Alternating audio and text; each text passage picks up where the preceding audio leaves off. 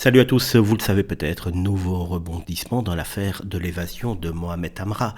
Le rappeur Kobalade, de son vrai nom Marcel Junior Loutarila, a été mis en examen ce vendredi 28 mars. Son nom vient donc désormais s'ajouter à une affaire tentaculaire mêlant narcotrafic, cavale, fusil d'assaut et peut-être complicité donc artistique.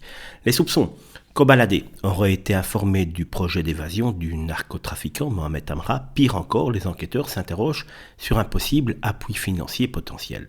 Une augmentation de salaire de près de 1 000 euros versée à un associé 4 mois avant l'évasion, argent qui aurait ensuite servi à payer le loyer d'un appartement ayant abrité le fugitif. Pourtant, les avocats du rappeur sont formels, il n'a rien à voir avec cette affaire. Il ne faut pas dire le contraire non plus.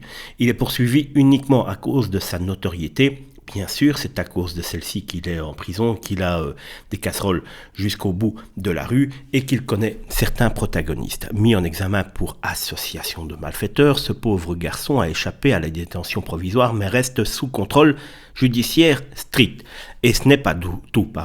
Kobalade est déjà incarcéré, mais dans le cadre d'un autre dossier, il attend d'être jugé pour homicide involontaire aggravé après un accident de voiture mortel à Créteil en septembre 2024. Il avait également été condamné en janvier à 15 mois de prison pour des violences sur son ex-manager, mais sans doute aussi qu'on lui en veut parce qu'il est célèbre si on écoute son avocat. L'instruction autour de l'évasion d'Amra révèle aussi les contours d'un groupe surnommé la Black Manjack Family, un label suspecté d'avoir une double activité, sécurité de rappeurs d'un côté, tranquille, la façade, mission occulte de l'autre, et Kobalade, il serait leur figure de proue. Reste à voir si le rappeur est victime de ces fréquentations ou acteur caché d'une affaire d'État.